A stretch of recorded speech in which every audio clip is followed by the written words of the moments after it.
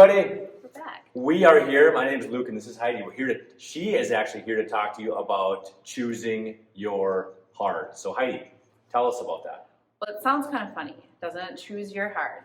But I say this in the sense that, life is really hard.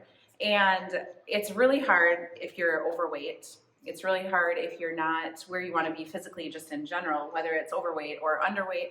But it's also super hard to have a schedule of exercising and to really dial in on nutrition. Like, all those things are really hard. Yeah. And sometimes we have to make that decision. So if you're unhappy with where you're at physically, you may have to decide, like, okay, it's harder to be overweight than it is to really focus on exercise and nutrition.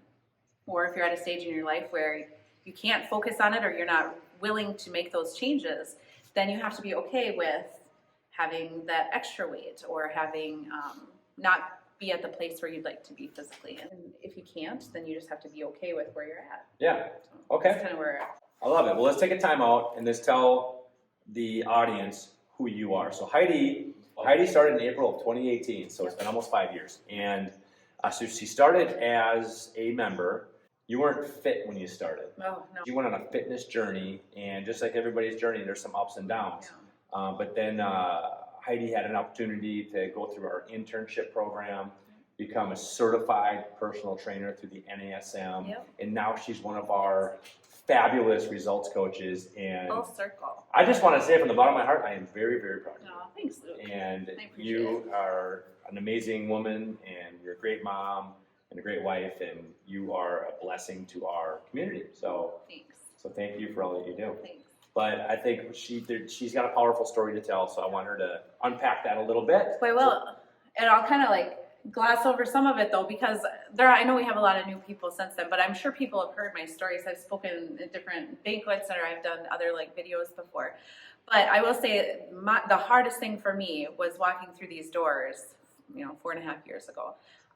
But I was overweight, I was obese, and I was depressed and unhappy, and I couldn't or didn't want to or refused to go on walks with my kids. Everything was hard. Going for walks was hard, and my husband would want to hey, let's go for a jog, and I'm like, run, my knees, I can't do. But it was everything. It was just really hard. And so when I was invited to do a challenge, it was one of those things where I had to choose. I ran out of excuses. I couldn't come up with a reason why I couldn't do a challenge. So I agreed to it, and I did it, and I worked really hard.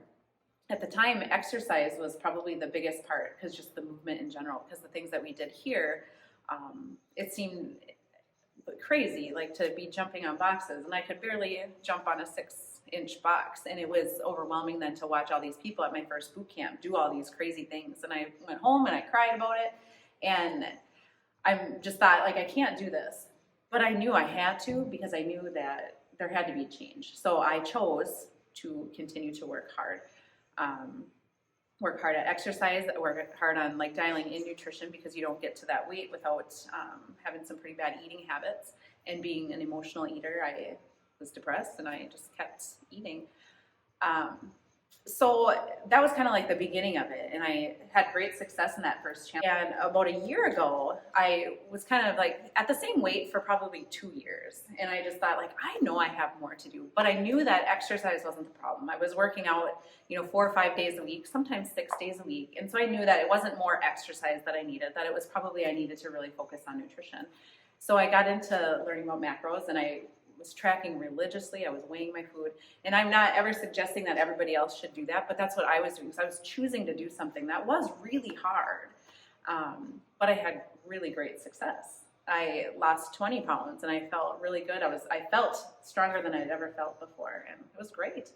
What do you think that you need to do different to be the person that you feel like you can be? Yeah. And be your best? We have a lot of stressors in life, and because I've always been a stress eater, I have kind of fallen back into some, I don't want to say bad habits, but it is bad habits, just not caring about I'll have some chips and cheese, that's okay. But then realizing that you can't also have chips and cheese and then go to your favorite coffee shop and have coffee and scones either. But right now I'm choosing to enjoy that stuff and to not worry so much about, but I do know that I need to dial in my nutrition, and And I know it's more the focus on the protein, which I haven't been doing, and eliminate some of the sugars. Which You said it was really hard to walk in the doors. Yeah. What advice would you give the 2008 Heidi? I would say 3 things. I would say, and this is what I do with all my people, is to pick 3 goals. And my goal would be to focus on at least getting in here 3 times a week. Because I'm here all the time, but to have meaningful, purposeful workouts at least 3 times a week. I would say that I should probably start tracking, because for me, I know that it does work. Even if I'm going over on my calorie goals, and that's already built into my FitnessPal. But just to start tracking, because as soon as I start tracking, I know that I'm going to be more aware of what I put in. So because I haven't been, and I just kind of put that app away, I don't really pay attention to it. Sure. So I would say that, and then I would say focus on like protein and the things that fill you up. Because I know, like, first, if I exercise, my anxiety will probably go down. Mm-hmm. If I focus on tracking, I'll have a more stable intake for my food throughout the week. Yep. And then focusing on protein, if I fill my body with those nutritious foods and foods that make you feel full longer, yep, the likelihood of me snacking would be less. So I would say I would just focus on those 3 things. Okay, so Heidi, you would sit down with your 2008 self and say, Heidi, you have a decision to make. You need to make a decision between these 2 things. So decision 1 is choose this hard of tracking your food, working out 3 times a week, and then eating more protein. That's one hard choice to make, is to do those things, right? Or what is the other option? So you can either do those things, those 3 things, or you can do this. What's that? I'm not feeling great in my own skin. Not great in your own skin. I have some anxiety issues and mental health stuff that's weighing on me heavily. Okay. And I just don't feel good. Feel sluggish. Feel sluggish, Yeah. low energy. Yeah. Got kids and family, so you have to make the decision. Do you want those things? Because it's hard to feel that way, right? Oh yeah. It's not pleasant. It's difficult, but it's also difficult to do the exercise and tracking to get more protein, right? Those are hard. It's not easy. Yeah. So make a decision.